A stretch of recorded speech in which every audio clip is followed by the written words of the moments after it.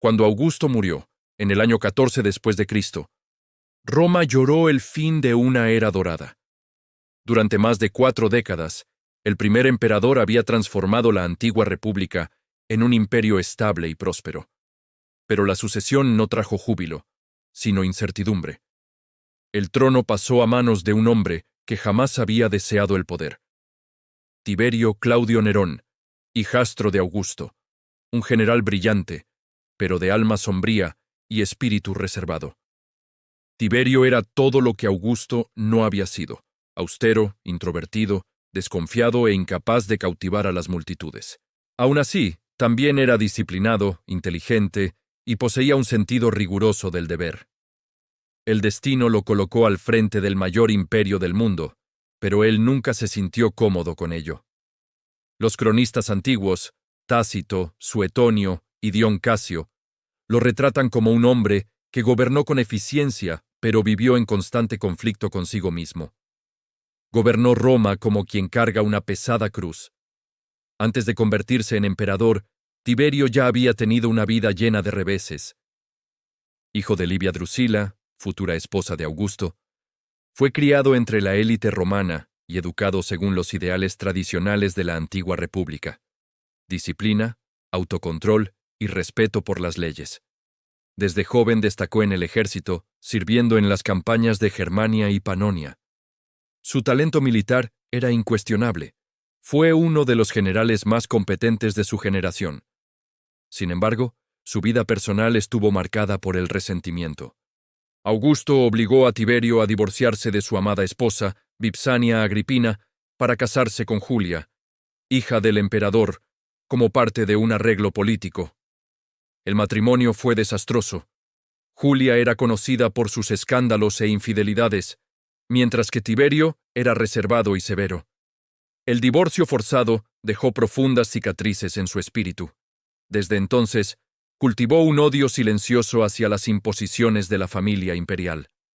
Cuando todos los posibles herederos de Augusto murieron, Cayo, Lucio y el joven Marcelo, el viejo emperador, sin alternativas, se volvió hacia Tiberio. En el año 4 después de Cristo fue oficialmente adoptado y designado sucesor. Era el premio y el castigo de una vida. Tiberio aceptó, pero con resignación. A partir de entonces, comenzó su lenta marcha hacia el trono, una caminata marcada por el deber, pero sin entusiasmo. Cuando Tiberio asumió el poder, tenía 56 años. El imperio estaba pacificado, las fronteras seguras y el sistema administrativo de Augusto funcionaba con precisión.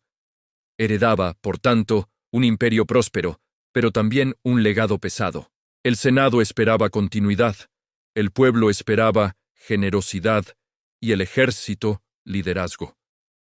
Tiberio, sin embargo, desconfiaba de todos. Su primer discurso como emperador, relatado por Tácito, ya revelaba su incomodidad.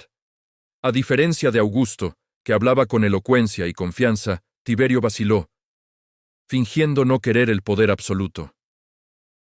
Que el Senado y el pueblo asuman conmigo las responsabilidades del Estado, dijo.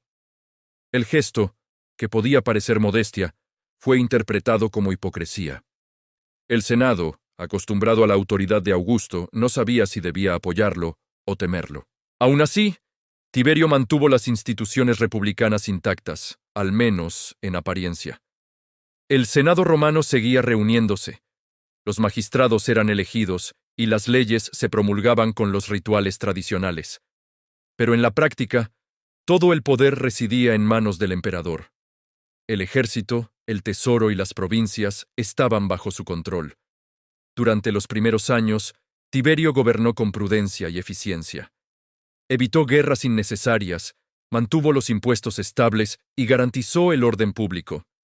Reformó la administración provincial, combatió la corrupción y cuidó las finanzas con rigor. Roma prosperaba, pero el espíritu de Tiberio permanecía sombrío. Tiberio nunca fue un hombre del pueblo.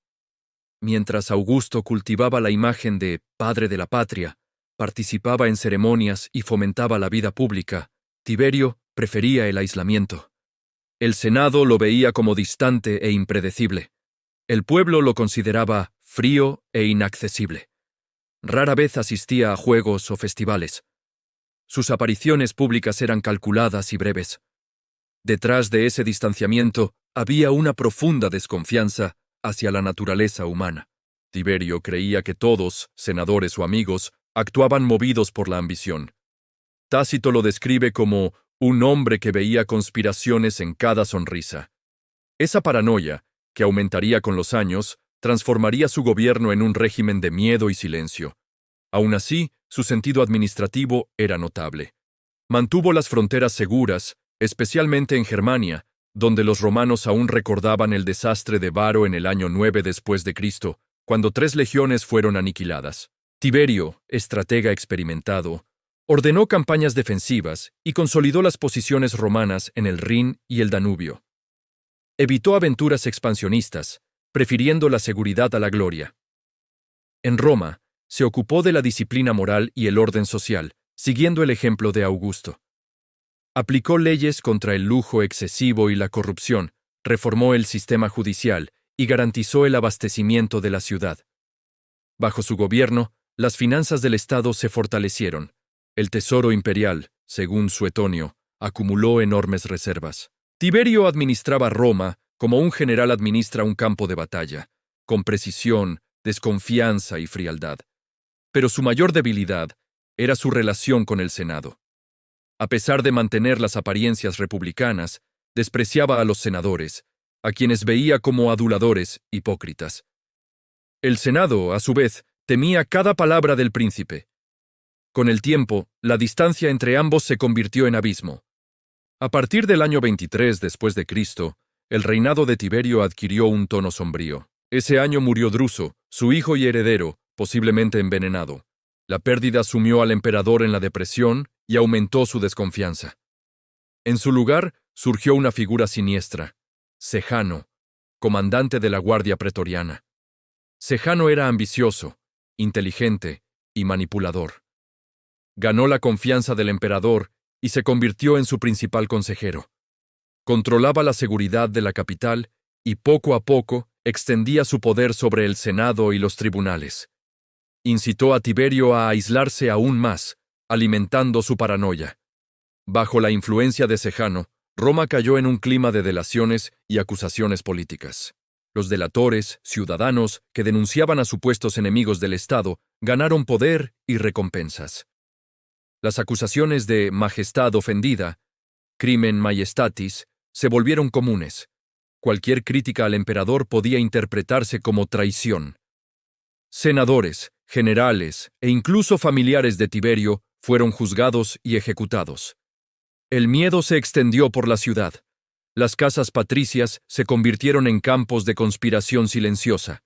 Nadie sabía en quién confiar. Tácito describe este periodo como una dictadura judicial, donde la apariencia de la ley servía como máscara del terror político. Los tribunales juzgaban basándose en rumores, los delatores se enriquecían, y el Senado, impotente, aprobaba sentencias en nombre de la lealtad al príncipe. Tiberio, encerrado en su desconfianza, parecía ignorar o aprobar lo que sucedía. Algunos historiadores creen que realmente creía en las conspiraciones. Otros lo ven como un cínico manipulador que utilizaba el miedo como instrumento de control. De cualquier modo, el resultado fue el mismo. Un gobierno eficiente, transformado en un régimen de represión. En el año 26 después de Cristo, Tiberio abandonó Roma y se retiró a la isla de Capri, en el Golfo de Nápoles. Oficialmente buscaba descanso y tranquilidad. En realidad, se alejaba de una ciudad que odiaba y de un pueblo que lo temía.